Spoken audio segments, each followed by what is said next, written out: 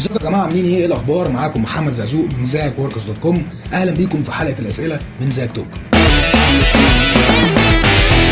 باسم زياد، ممكن اسال سؤال؟ عايز اتخصص في برنامج واحد، يا سينما 4 دي يا افتر افكتس. عايز اتخصص فيجوال افكتس، مش عارف ابدا منين، برامج كتير ومش عارف ابدا منين. سؤال جميل جدا يا باسم، بس مفيش حاجه اسمها تخصص فيجوال افكتس، لان المجال ده مليان تخصصات ملهاش عدد.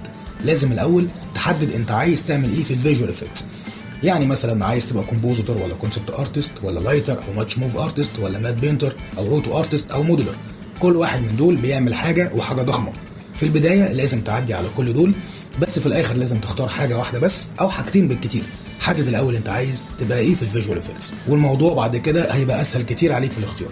وبالنسبه للبرامج اللي هتشتغل عليها في الفيجوال افكتس، هي فعلا برامج كتير زي ما انت قلت، في الافتر افكتس والنيوك والماكس والمايا والسينما 4 دي والهوديني والريل فلو. الفكره هنا مش انك تختار انهي برنامج، الفكره انك تختار البرنامج اللي بتعرف تشتغل بيه واللي انت شايفه مناسب ليك وبترتاح معاه في الشغل. يعني ممكن مثلا تعمل دمج بين النيوك والهوديني او الافتر افكتس والماكس او النيوك والماكس والريل فلو وهكذا. جرب كل دول وشوف لهم شرح او اعمل داونلود ليهم واقعد العب كده وشوف هترتاح ليه اكتر.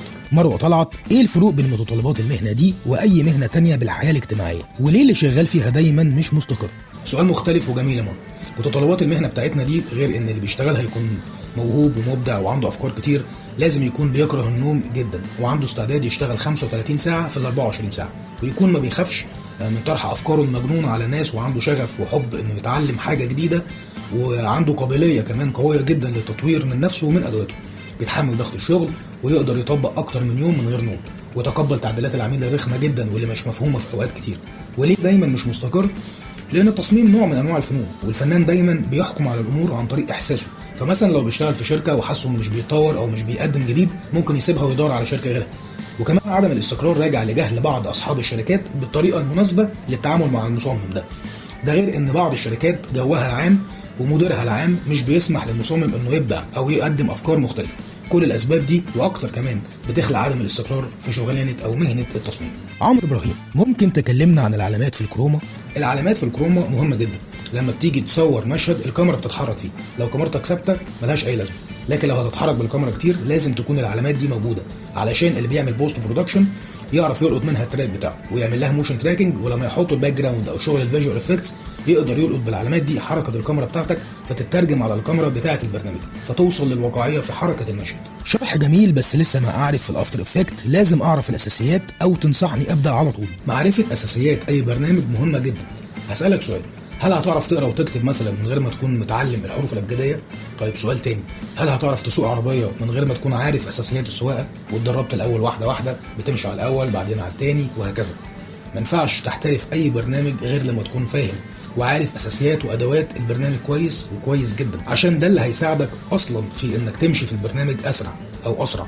بعد كده تقدر تطبق بروجيكتس بقى، تقلد حاجه عجباك، يبقى عندك فكره وعايز تنفذها وتبدا فيها. وفي العموم مرحله معرفه الاساسيات دي يفضل انها تبدا بفكره بروجكت، يعني افهم الانترفيس كويس والتولز الموجوده وابدا على طول في البروجكت، خبط فيه لحد ما توصل للاحتراف ان شاء الله. وائل عمر، السلام عليكم. عندي ملاحظه في شغل الموشن جرافيك وبالتحديد في برنامج الافتر افكت، اني بشوف الناس اللي بتطلع شغل رائع بيعتمدوا على سكريبتات وبلاجن خارجيه، وطبعا اغلبها مش بتكون مجانيه وبالتالي مش متوفره مع كل محبي ومستخدمي البرنامج. السؤال هنا، ازاي يتم تعويض السكريبتات دي بطريقه تانية ويطلع شغل احترافي؟ بص يا وائل، اولا انا بشكرك على السؤال المهم ده لانه فعلا سؤال مهم قوي. فكره انك تعوض البلاجنز المفلوس بالبلاجنز اللي موجوده جوه البرنامج دي محتاجه منك شويه وقت وخبره ومجهود عشان تقدر تعرف البرنامج بشكل كبير، ولازم تكون ممارس للبرنامج ايا كان ايه هو، سواء افتر افكتس او سينما 4 دي. وده ليه؟ عشان تقدر توصل للنتيجه شبه اللي بيديها لك البلاجن ابو فلوس. هنجرب حاجات كتير مش متوقعه عشان تقدر توصل لنتيجه كويسه، بس خلينا ما نركزش في حته البلاجنز لانها مش اهم حاجه. الاهم من استخدام بلاجن او بريسيت هو ان شغلك يكون معبر عن الفكره اللي عايز تقدمها.